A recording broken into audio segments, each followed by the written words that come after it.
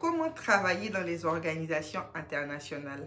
Hello, je suis Chonté Siloué, écrivaine, entrepreneure sociale, fondatrice d'une bibliothèque, le Centre Lys, fondatrice d'un club de lecture Lire, discuter et manger, et professionnelle ayant plus de 10 années d'expérience dans le domaine de l'entrepreneuriat social, de l'éducation, de l'engagement des adolescents et jeunes.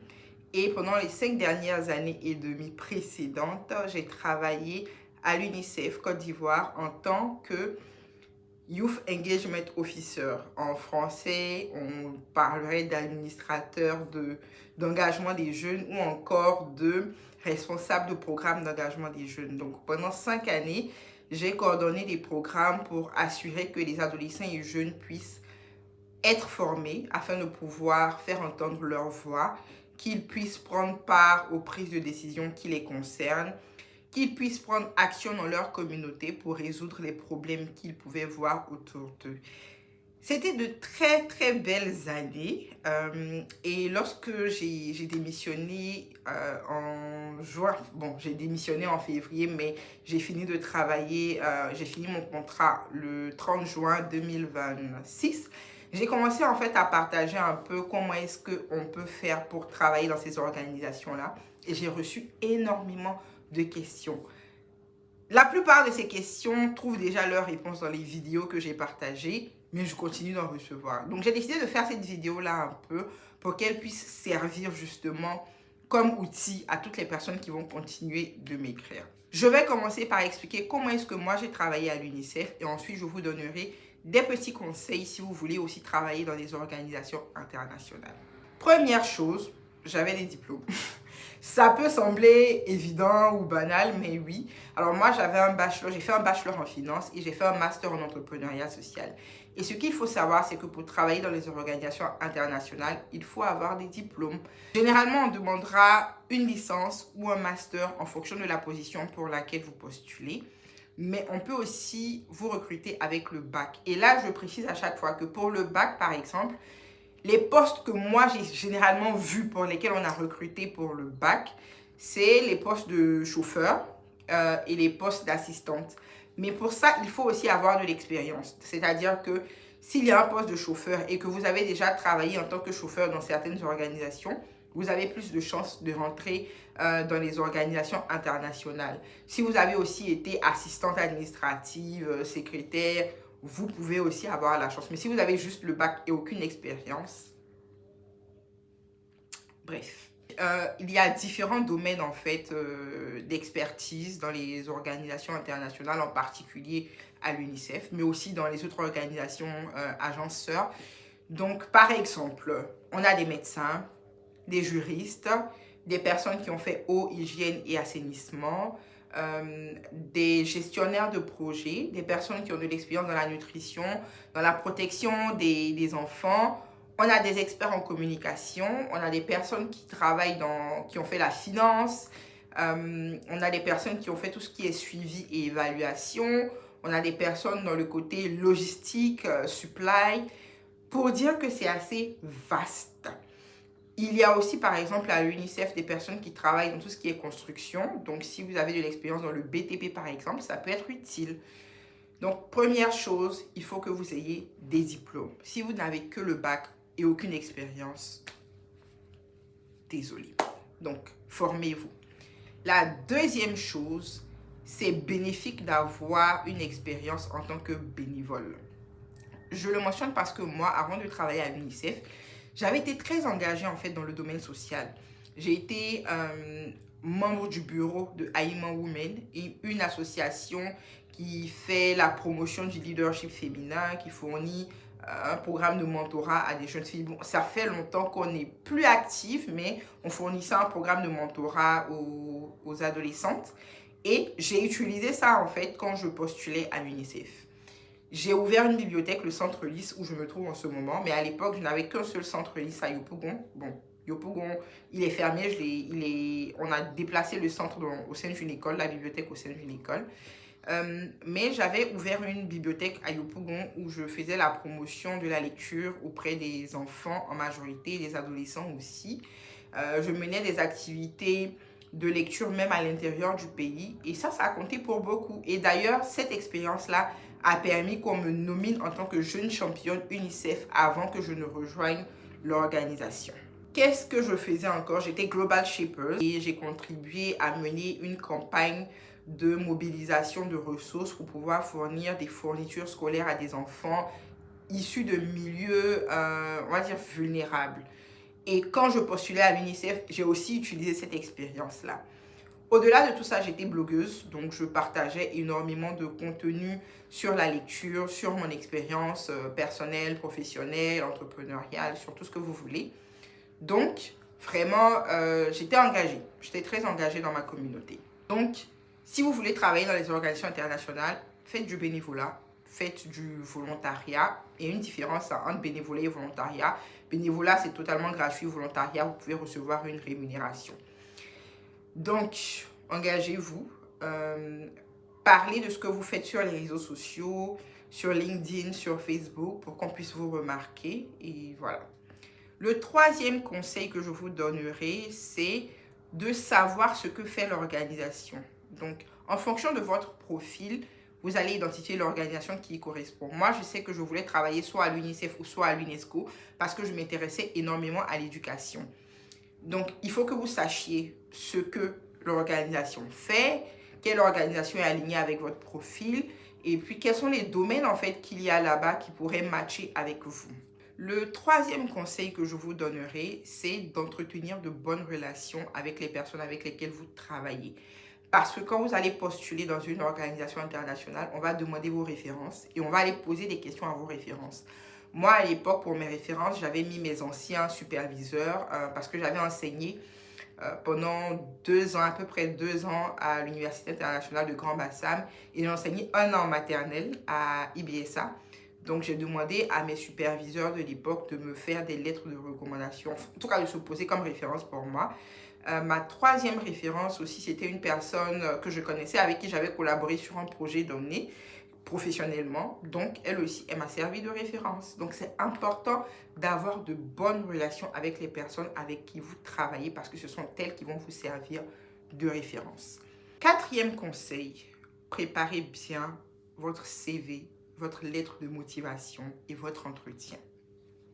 Pour le CV, la lettre de recommandation, moi je les avais fait avec Canva, mais aujourd'hui, on parle beaucoup du fait que certains logiciels n'arrivent pas à lire les documents qui viennent de Canva, donc peut-être qu'il faut le faire avec Word et ensuite mettre en format PDF, en fichier PDF.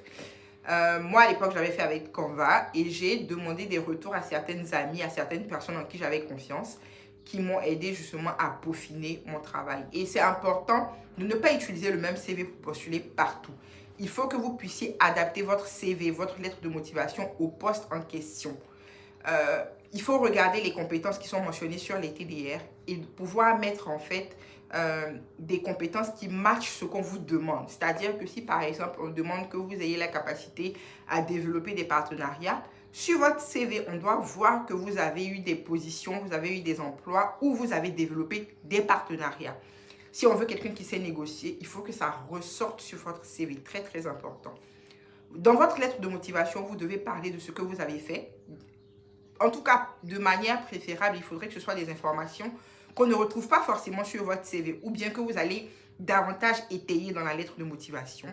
Et il faut aussi que vous mentionniez pourquoi vous voulez travailler dans cette entreprise, dans cette organisation. Très, très, très important. Et pour les entretiens, en fait, beaucoup de personnes vont en entretien sans être préparées. À l'époque, moi, j'avais posé des questions à un ami, un grand frère qui travaillait déjà aussi, enfin qui avait travaillé à l'UNICEF et qui était maintenant à l'international. Et il m'avait parlé de la méthode STAR. C'est une méthode en fait qui te demande de préparer en fait des situations dans lesquelles tu as fait preuve des compétences qui sont demandées dans le boulot. C'est-à-dire que si dans les TDR, dans les termes de référence du poste, on a dit par exemple qu'on voudrait quelqu'un, comme je parlais de négociation, d'influence et tout, il faut que tu réfléchisses à une situation pendant laquelle tu as fait preuve d'influence. Et moi, c'est ce qui s'est passé pendant mon entretien. On m'a demandé d'expliquer des situations pendant lesquelles j'ai pu gérer l'ambiguïté, par exemple, ou la complexité. Comment est-ce que je gère si j'ai plusieurs situations urgentes, comment est-ce que je priorise. Et je me suis basée encore une fois sur mon expérience professionnelle, mais aussi mon expérience en tant que bénévole. Très, très, très important. Donc, préparez-vous. Aujourd'hui, vous avez la chance, on a ChatGPT. Vous pouvez donner les termes de référence du poste à ChatGPT pour qu'il vous donne des idées de questions pour vous préparer. Préparez en amont les situations pendant lesquelles vous avez exercé ou fait preuve des compétences qui sont demandées. Et puis, préparez une question aussi pour les intervieweurs. Assurez-vous que vous ayez une question intéressante à leur poser. Pour ne pas qu'à la fin de l'interview, on vous dise, est-ce que vous avez une question? Peut-être vous dites juste non. Ça peut ne pas vous porter préjudice, mais je trouve que c'est assez intéressant. Moi, je me rappelle que j'avais demandé quelles sont les compétences, au-delà de tout ce qu'on a dit, quelles sont les qualités en fait qu'ils recherchent dans l'équipe. Et ils ont fini de dire, je dis, mais c'est que vous n'avez plus besoin de chercher, je suis la candidate qu'il faut. Et ça avait fait quand même un petit effet, waouh, c'est intéressant. Pour mon poste, il y avait une question en anglais, mais ce n'est pas tous les postes dans les organisations internationales qui nécessitent que vous parliez l'anglais. Mais moi, pour mon poste, que ce soit au niveau de mon test écrit et au niveau de mon entretien, j'ai eu des questions en anglais et j'avais la chance de parler anglais, donc c'était top. Et je pense que c'était un avantage aussi. En termes de différentes étapes par lesquelles je suis passée, donc j'ai postulé et je l'ai dit à plusieurs reprises, j'ai postulé une première fois, je n'ai pas eu de retour. Le poste a été relancé quelques mois après, j'ai repostulé. Et là, je suis passée par un test écrit. Je me rappelle très bien que j'ai fait mon test écrit. Je crois que j'étais à Grand-Laou sur une île parce que j'étais mentor sur un programme de l'UNICEF Voix des jeunes que moi-même j'ai ensuite coordonné quand on m'a recruté. Donc, j'ai fait un test écrit dans lequel on essaie de voir justement si tu as les compétences nécessaires, si tu sais penser stratégie, si tu comprends le poste auquel tu postules. Et ce qui est intéressant pour le test écrit, c'est que tu avais accès à Internet et tout, mais tu devais respecter le temps imparti pour pouvoir rendre ton devoir. Et le test, on le note de façon anonyme. Donc, quand tu remplis, tu ne mets pas ton nom parce que les gens qui vont évaluer, en fait, ne doivent pas savoir qui a rendu quelle feuille de copie ou pas. Après le test écrit, je suis passée maintenant en entretien où il y avait plusieurs panélistes ou intervieweurs. On m'a posé peut-être 4 questions, dont une en anglais. Et on m'a demandé ensuite de poser mes questions. Et après, j'ai eu la partie référence où on m'a envoyé un mail pour me demander de donner mes références. Je les avais déjà données quand je postulais, mais on m'a demandé de les redonner. Et aussi, il faut que je précise que le processus pour postuler déjà sur la plateforme en ligne est très long. Donc, il ne faut pas s'y prendre à la dernière minute. Et ça peut vous décourager. En fait, c'est un peu comme quand tu postules pour un visa en Angleterre ou bien aux États-Unis. C'est très long. Et si tu es découragé, c'est que le poste n'est pas fait pour toi. Donc, ça, c'est déjà très long. Mais ensuite, le processus qui suit aussi peut être très long. C'est-à-dire le temps qui va séparer le moment où vous avez fini de postuler en ligne, le test écrit, ensuite l'interview, le checking de tes références, ça peut être très long, ça peut durer des mois. Ça dépend vraiment. Ça dépend d'à quel point les ressources humaines sont occupées. Ça dépend de certaines politiques en interne. Ça dépend d'énormément de choses. Donc, soyez patient. Si vous avez déjà postulé dans des organisations internationales et que vous n'avez pas été recruté, ça peut vouloir dire qu'il y a eu de meilleurs candidats que vous. Ça peut vouloir dire que peut-être que le poste même a été annulé. Ça peut vouloir dire que vous avez mal postulé, vous avez mal rempli les informations, ou encore que vous n'êtes pas le profil adéquat en fait parce que vous avez postulé pour un poste juste en postulant sans vous assurer que les conditions requises en fait matchaient votre profil. Donc, voilà ce que je pourrais vous dire. Si vous voulez postuler, allez sur les sites internet des organisations internationales. Aucune organisation internationale ne vous demandera de l'argent pour pouvoir vous recruter. Donc, si on vous en demande, c'est probablement une arnaque. Et il y en a beaucoup qui existent. Donc, faites très attention. N'hésitez pas à aller parcourir les sites internet de ces organisations parce que les agences mettent énormément d'informations, surtout sur le site de l'UNICEF, dans la partie trouver un emploi. Il y aura énormément d'informations pour vous aider à postuler. Apprenez l'anglais. Je répète, ce n'est pas obligatoire, surtout pour des staffs nationaux. Mais si vous voulez travailler à l'international, l'anglais est primordial. Et puis, quoi d'autre? Je pense que je vous ai déjà tout dit. Bye bye!